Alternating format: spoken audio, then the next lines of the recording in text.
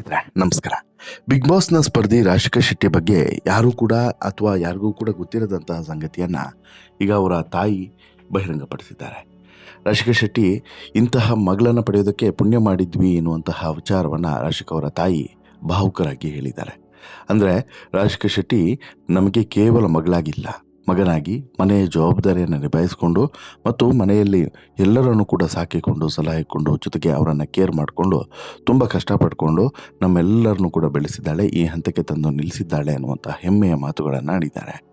ಹಾಗಾದರೆ ಈ ರಾಶಿಕಾ ಶೆಟ್ಟಿ ಇಷ್ಟೆಲ್ಲ ಕಷ್ಟಪಡೋದಕ್ಕೆ ಮತ್ತು ಈ ರೀತಿ ಒಬ್ಬ ಗಂಡು ಮಗುವಿನ ರೀತಿ ಮನೆಯನ್ನು ನಿಭಾಯಿಸೋದಕ್ಕೆ ಕಾರಣ ಏನು? ರಾಶಿಕಾ ಶೆಟ್ಟಿ ಜೀವನದಲ್ಲಿ ನಡೆದಂತಹ ಆ ಕಹಿ ಘಟನೆ ಏನು? ಜೊತೆಗೆ ಇಲ್ಲಿ ಅವರ ತಾಯಿನೇ ಇಂಥ ಮಗಳನ್ನು ಪಡೆಯೋದಕ್ಕೆ ನಾವು ಪುಣ್ಯ ಮಾಡಿದ್ವಿ ಅಂತ ಒಂದು ಮಾತನ್ನು ಹೇಳ್ತಾರೆ ಅಂತ ಹೇಳಿದ್ರೆ ರಾಶಿಕಾ ಶೆಟ್ಟಿಯ ಜೀವನ ಎಷ್ಟು ಡಿಫ್ರೆಂಟು, ಹಾಗೆಯೇ ಈಕೆಯ ಹಿನ್ನೆಲೆ, ಈಕೆ ಯಾರು ಎಲ್ಲವನ್ನು ಕೂಡ ನೋಡ್ತಾ ಹೋಗೋಣ. ಅದಕ್ಕಿಂತ ಮುಂಚೆ ನೀವಿನ್ನೂ ಕೂಡ ನಮ್ಮ ಚಾನಲನ್ನು ಸಬ್ಸ್ಕ್ರೈಬ್ ಮಾಡಿಲ್ಲ ಅಂದರೆ ದಯವಿಟ್ಟು ಕೂಡಲೇ ಸಬ್ಸ್ಕ್ರೈಬ್ ಮಾಡಿ ಸ್ನೇಹಿತರೆ. ನೋಡಿ, ಬಿಗ್ ಬಾಸ್ ಸೀಸನ್ 12ರ ಫ್ಯಾಮಿಲಿ ವೀಕು ಈಗ ಶುರುವಾಗಿದೆ. ಸ್ಪರ್ಧಿಗಳ ಕುಟುಂಬದ ಸದಸ್ಯರು ಮನೆಗೆ ಬಂದು ಮನೆಯಲ್ಲಿ ಒಂದಷ್ಟು ವಿಚಾರಗಳನ್ನು ಹಂಚಿಕೊಳ್ತಾ ಇದ್ದಾರೆ. ಹಾಗೆಯೇ ಬಂದಂಥ ಸಂದರ್ಭದಲ್ಲಿ ಒಂದಷ್ಟು ಎಮೋಷ್ನಲ್ ಸಂಗತಿಗಳು ಕೂಡ ಹೊರಗಡೆ ಬರ್ತಿದ್ದಾವೆ ಮತ್ತು ಭಾವುಕ ಕ್ಷಣಗಳು ಕೂಡ ನಮಗೆ ಕಾಣ ಸಿಗ್ತಾ ಇದ್ದಾವೆ.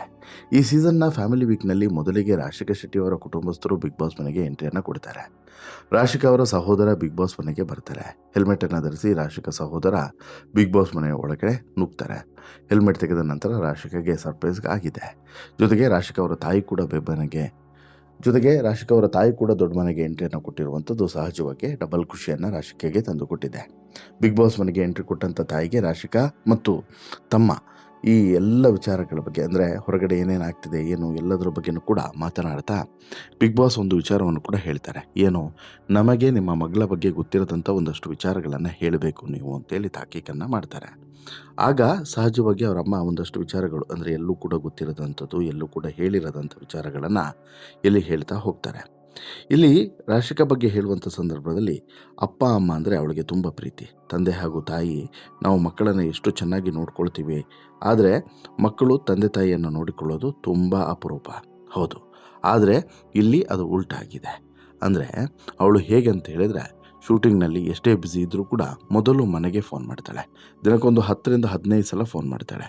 ರಾಶಿಕಾ ನಮ್ಮ 3 ಜನಕ್ಕೂ ಅಪ್ಪ ಅಮ್ಮನಾಗಿ ನಿಂತಿದ್ದಾಳೆ. ಅಂದರೆ ತಂದೆ ತಾಯಿ ಮತ್ತು ಸಹೋದರ 3 ಜನರಿಗೂ ಕೂಡ ತಂದೆಯಾಗಿ ಅಥವಾ ಒಬ್ಬ ಗಂಡು ಹುಡುಗನ ರೀತಿ ನಿಂತಿದ್ದಾಳೆ. ನಮ್ಮನ್ನು ಚೆನ್ನಾಗಿ ನೋಡ್ಕೊಳ್ತಿದ್ದಾಳೆ. ನಾವು ಎಷ್ಟೋ ಸಲ ಈ ಜನ್ಮದಲ್ಲಿ ಪುಣ್ಯ ಮಾಡಿದ್ದೇವೋ ಅಂಥೇಳಿ ಅನಿಸುತ್ತೆ. ಇಂತಹ ಮಗಳನ್ನು ಪಡೆಯೋದಕ್ಕೆ ನಾವು ಪುಣ್ಯ ಮಾಡಿದ್ವೇನೋ ಅಂತೇಳಿ ಅನಿಸುತ್ತೆ. ನಮ್ಮ ಮನೆಯಲ್ಲಿ ಗಂಡು ಹುಡುಗ ಇದ್ದಂಗೆ ರಾಶಿಕಾ ಶೆಟ್ಟಿ ಅಂತೇಳ್ಬಿಟ್ಟು ರಾಶಿಕಾ ಅವರ ತಾಯಿ ಹೇಳುವಂಥ ಸಂದರ್ಭದಲ್ಲಿ ಸಹಜವಾಗಿ ಎಲ್ರಿಗೂ ಕೂಡ ರಾಶಿಕಾ ಬಗ್ಗೆ ಒಂದು ಹೆಮ್ಮೆಯ ಭಾವನೆ ಬರೋದರಲ್ಲಿ ಡೌಟ್ ಇಲ್ಲ. ಯಾಕಂತ ಹೇಳಿದ್ರೆ ಕಷ್ಟಪಟ್ಕೊಂಡು ಅಷ್ಟು ಒಂದು ರೀತಿಯಲ್ಲಿ ಹಠವನ್ನು ಸಾಧಿಸಿಕೊಂಡು ಬೆಳೆದವಳು ಈ ರಾಶಿಕಾ ಅಂತೇಳಿ. ಇನ್ನು ತಮ್ಮನ ವಿಚಾರಕ್ಕೆ ಬಂದರೆ, ತಮ್ಮಂಗೂ ಕೂಡ ಈಕೆಯ ಬಗ್ಗೆ ಅಷ್ಟೇನು ಒಳ್ಳೆಯ ಒಪಿನಿಯನ್ ಇರಲಿಲ್ಲ. ಬಟ್ ಅದು ಯಾವಾಗ ಈಕೆ ನಿಜವಾಗ್ಲೂ ಕೂಡ ತಮ್ಮನಿಗಾಗಿ ಫ್ಯಾಮಿಲಿಗಾಗಿ ಜೀವನವನ್ನು ಎಷ್ಟರ ಮಟ್ಟಿಗೆ ಸವಿಸಿದ್ದಾರೆ ಅನ್ನೋದನ್ನು ಕೇಳಿದ ಬಳಿಕ ನಂತರ ಈತನಿಗೆ ಅದರ ಬಗ್ಗೆ ಅರ್ಥ ಆಗ್ತದೆ. ನಂತರ ಈತನು ಕೂಡ ರಾಶಿಗಳನ್ನು ತುಂಬ ಪ್ರೀತಿ ಮಾಡೋದಕ್ಕೆ ಶುರು ಮಾಡ್ತಾನೆ. ಅಂದರೆ ಇಲ್ಲಿ ಇವರೇ ಹೇಳೋ ಪ್ರಕಾರ ಒಂದು ರೀತಿಯಲ್ಲಿ ಇವು ಈ ಸಂಬಂಧ ಅಥವಾ ಫ್ಯಾಮಿಲಿ ಬಾಂಡಿಂಗು ಇದು ಯಾವುದೂ ಕೂಡ ಅಷ್ಟರ ಮಟ್ಟಿಗೆ ಇರಲಿಲ್ಲ. ಬಟ್ ಯಾವಾಗ ಆತನಿಗೆ ರಿಯಲೈಸ್ ಆಗುತ್ತೋ, ಅಂದರೆ ಆತನಿಗೋಸ್ಕರ ಇದು ಅಕ್ಕ ರಾಶಿಕಾ ಅವರು ಮಾಡಿರುವಂತಹ ಒಂದೊಂದು ಕೆಲಸಗಳನ್ನು ಕೇಳಿದ್ರೆ ಬಹುಶಃ ಆತನಿಗೂ ಕೂಡ ನಂತರ ಇದರ ಅರ್ಥ ಏನು ಅಥವಾ ಆಕೆ ಸಹೋದರಿಯಾಗಿ ನನ್ನ ಜೀವನದಲ್ಲಿ ಎಷ್ಟು ಪ್ರಮುಖ ಪಾತ್ರವನ್ನು ವಹಿಸಿದ್ದಾಳೆ ಎನ್ನುವುದು ಕೂಡ ಗೊತ್ತಾಗ್ತಾ ಹೋಗುತ್ತೆ. ಇನ್ನು ರಾಶಿಕಾ ಸಹಜವಾಗಿ ಈ ಹಂತಕ್ಕೆ ಬರೋದಕ್ಕಿಂತ ಮುಂಚೆ ಸಾಕಷ್ಟು ಕಷ್ಟಗಳನ್ನು ಎದುರಿಸಿ ಈ ಹಂತಕ್ಕೆ ಬಂದವರು ಅನ್ನೋದರಲ್ಲಿ ಡೌಟ್ ಇಲ್ಲ. ಬಿಗ್ ಬಾಸ್ ಅನ್ನುವಂಥದ್ದು ಅಷ್ಟು ಈಸಿಯಾಗಿ ಸಿಕ್ಕಂತಹ ಒಂದು ರಿಯಾಲಿಟಿ ಶೋ ಅಲ್ವೇ ಅಲ್ಲ. ಬಿಗ್ ಬಾಸ್ 12ರ ವೇದಿಕೆ ಮೇಲೆ ಕಾಟನ್ ಕ್ಯಾಂಡಿ ಹಾಡಿಗೆ ಸ್ಟೆಪ್ಪನ್ನು ಹಾಕ್ತಾ ಬಂದಂಥ ರಾಶಿಕಾ, ನಾನು ತುಂಬ ಸೋಮಾರಿ, ನಾನು ಏನೇ ಮಾಡಿದ್ರೂ ಕೂಡ ಎಕ್ಸ್ಟ್ರೀಮು, ಬೇಜಾರು, ಕೋಪ, ಸಿಟ್ಟು ಎಲ್ಲವೂ ಕೂಡ ಎಕ್ಸ್ಟ್ರೀಮು. ಡಾಕ್ಟರು, ಇಂಜಿನಿಯರು ಆಗಬೇಕು ಅಂತೇಳಿ ಆಸೆ ಇತ್ತು, ಆದರೆ ನಟಿ ಆಗಬೇಕು ಅಂತ ಹೇಳ್ಬಿಟ್ಟು ಡಿಸೈಡ್ ಮಾಡಿದೆ. ಯೋಗರಾಜ್ ಭಟ್ರು ನನಗೊಂದು ಅವಕಾಶವನ್ನು ಕೊಟ್ಟಿದ್ದಾರೆ, ಮನದ ಕಡಲು ಸಿನಿಮಾದಲ್ಲಿ ನಟಿಸ್ತಾ ಇದ್ದೀನಿ ಅನ್ನೋಂಥ ವಿಚಾರವನ್ನು ಹೇಳಿದರು. ಮೊನ್ನೆನೂ ಕೂಡ ಮನದ ಕಡಲು ಟೀಮು ಬಿಗ್ ಬಾಸ್ ಮನೆ ಒಳಗಡೆ ಬಂದಿತ್ತು ಪ್ರಮೋಷನ್ಗೋಸ್ಕರ. ಆಗಲೂ ಕೂಡ ಒಂದಷ್ಟು ವಿಚಾರಗಳು ಕೂಡ ಹೊರಗಡೆ ಬಂತು. ಈಕೆ ಚಿಕ್ಕಮಗಳೂರಿನ ಮೂಲದ ಹುಡುಗಿ ಅನ್ನೋದು ಗೊತ್ತಾಗಿದೆ. ಫ್ಯಾಷನ್ ಡಿಸೈನಿಂಗ್ ಕೋರ್ಸ್ ಮಾಡಿರುವಂಥ ರಾಶಿಕಾ ಮಾಡೆಲ್ ಕಮ್ ನಟಿಯಾಗಿದ್ದಾರೆ. ಹಲವು ಆ್ಯಡ್ ಶೂಟ್ನಲ್ಲೂ ಕೂಡ ರಾಶಿಕಾ ಶೆಟ್ಟಿ ಭಾಗವಹಿಸ್ತಾ ಇದ್ದರು. ಕಲರ್ಸ್ ಕನ್ನಡ ವಾಹಿನಿಯಲ್ಲಿ ಈ ಹಿಂದೆ ಪ್ರಸಾರವಾದಂತಹ ದೊರೆಸಾನಿ ಸೀರಿಯಲ್ನಲ್ಲೂ ಕೂಡ ರಾಶಿಕಾ ಶೆಟ್ಟಿ ನಟಿಸಿದರು. ತೆಲುಗು ಸೀರಿಯಲ್ನಲ್ಲೂ ಕೂಡ ರಾಶಿಕಾ ಶೆಟ್ಟಿ ಅಭಿನಯಿಸಿದ್ರು ಅನ್ನೋದು ಬಹುಶಃ ನಿಮಗೆ ಗೊತ್ತಿರಲಿಕ್ಕಿಲ್ಲ.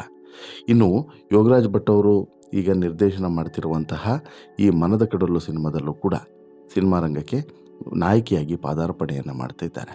ಇನ್ನು ಪ್ಯಾರ್ ಅನ್ನುವಂಥ ಚಿತ್ರದಲ್ಲಿ ರಿಜಿಸ್ಟ್ರಾರ್ ರವಿಚಂದ್ರನ್ ಅವರಿಗೆ ಇದೇ ರಾಶಿಕಾ ಶೆಟ್ಟಿ ಜೊತೆಯಾಗಿದ್ದಾರೆ, ತೆರೆಯನ್ನು ಹಂಚಿಕೊಂಡಿದ್ದಾರೆ.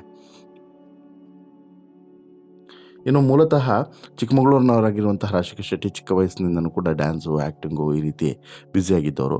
ಇನ್ನು ನಿಮಗೆ ಗೊತ್ತಿದೆಯೋ ಗೊತ್ತಿಲ್ವೋ 1ನೇ ಕ್ಲಾಸ್ನಲ್ಲಿ ಓದ್ತಿರುವಂಥ ಸಂದರ್ಭದಲ್ಲೇ ರಮ್ಯಾ ಮತ್ತು ರಕ್ಷಿತಾ ಜೊತೆಗೆ ಒಂದು ಸಿನಿಮಾದಲ್ಲಿ ನಟಿಸಿದ್ರು ಅನ್ನುವಂಥದ್ದು ಬಹುಶಃ ಸಾಕಷ್ಟು ಜನರಿಗೆ ಗೊತ್ತಿರಲಿಕ್ಕಿಲ್ಲ. ತನನಂ ತನನಂ ಅನ್ನುವಂಥ ಒಂದು ಸಿನಿಮಾ ಬಂದಿತ್ತು, ರಮ್ಯಾ ಮತ್ತು ರಕ್ಷಿತಾ ನಟನೆಯ ಸಿನಿಮಾ. ಇದರಲ್ಲಿ ಕಂಡೆ ಕಂಡೆ ಗೋವಿಂದನ ಅನ್ನುವಂಥ ಹಾಡಿದೆಯಲ್ಲ, ಇದರಲ್ಲಿ ಮಕ್ಕಳ ಹಾಡಿರ್ತದೆ. ಇಲ್ಲಿ ರಾಶಿಕಾ ಶೆಟ್ಟಿ ಡ್ಯಾನ್ಸನ್ನು ಮಾಡಿದರು. ಅಲ್ಲಿಂದ ರಾಶಿಕಾ ಶೆಟ್ಟಿ ಬಣ್ಣದ ಲೋಕದ ಬಗ್ಗೆ ಸೆಳೆತಗಳು ಶುರುವಾಗ್ತಾ ಹೋಯಿತು. ರಾಶಿಕಾ ಶೆಟ್ಟಿಗೆ ಸಿನಿಮಾ ಹಿನ್ನೆಲೆ ಇಲ್ಲದೇ ಇದ್ದರೂ ಕೂಡ, ಕುಟುಂಬದಿಂದ ಬಣ್ಣದ ಲೋಕಕ್ಕೆ ಬಂದಂತಹ ಯಾರೂ ಕೂಡ ಇಲ್ಲದೇ ಇದ್ದರೂ ಕೂಡ, ಬಣ್ಣದ ಲೋಕದಲ್ಲಿ ಇವತ್ತು ಒಂದು ಒಳ್ಳೆಯ ಹೆಸರನ್ನು ಪಡಿಬೇಕು ಅನ್ನುವಂಥ ನಿರೀಕ್ಷೆಯಲ್ಲಿ ರಾಶಿಕಾ ಸಾಧನೆಯ ಹಿಂದೆ ಬಿದ್ದಿದ್ದಾರೆ. ಇನ್ನು ಮತ್ತೊಂದು ವಿಚಾರದಲ್ಲೂ ಕೂಡ ರಾಶಿಕಾ ಸುದ್ದಿಯಾಗಿದ್ದರು. ಅದೇನು ಅಂತ ಹೇಳಿದ್ರೆ, ಬಿಗ್ ಬಾಸ್ ಕನ್ನಡ ಸೀಸನ್ 10ರ ಸಮಯದಲ್ಲಿ ಬಿಗ್ ಬಾಸ್ ಮನೆಯೊಳಗಡೆ ಇದ್ದಂತಹ ಕಾರ್ತಿಕ್ ಮಹೇಶ್ ಏನು ವಿನ್ನರ್, ಬಿಗ್ ಬಾಸ್ ಸೀಸನ್ 10ರ ವಿನ್ನರ್ ಕೂಡ ಹೌದು. ಈ ಕಾರ್ತಿಕ್ ಮಹೇಶ್ ಅವರ ಜೊತೆಗೆ ಈಕೆ ಹೆಸರು ಕೂಡ ತಳಕಿ ಹಾಕಿಕೊಂಡಿತ್ತು. ಕಾರ್ತಿಕಿಗೆ ಹೊರಗಡೆ ಗರ್ಲ್ಫ್ರೆಂಡ್ ಇದ್ದಾರೆ ಅಂತೇಳಿ ಈ ಹಿಂದೆ ಚರ್ಚೆಗಳನ್ನು ಕೂಡ ನಡೆದಿತ್ತು. ಆ ಸಂದರ್ಭದಲ್ಲಿ ಕಾರ್ತಿಕ್ ಮಹೇಶ್ ಮತ್ತು ರಾಶಿಕಾ ಶೆಟ್ಟಿ ಜೊತೆಗಿದ್ದಂಥ ಫೋಟೋಸ್ಗಳು ಕೂಡ ವೈರಲ್ ಆಗಿದ್ವು. ಸೋಷಿಯಲ್ ಮೀಡಿಯಾದಲ್ಲಿ ವೈರಲ್ ಆಗಿದ್ದಂತಹ ಈ ಫೋಟೋಸ್ಗಳನ್ನು ಕಂಡು ಕಾರ್ತಿಕ್ ಮಹೇಶ್ ಅವರ ರಿಯಲ್ ಗರ್ಲ್ಫ್ರೆಂಡ್ ಇವರೇನಾ ಅಂತ ಹೇಳ್ಬಿಟ್ಟು ಸಾಕಷ್ಟು ಜನ ಪ್ರಶ್ನೆಯನ್ನು ಕೂಡ ಮಾಡಿದರು. ಅದಾದ ಬಳಿಕ ಇದು ಅಲ್ಲಿಗೆ ಸೈಲೆಂಟ್ ಆಯಿತು.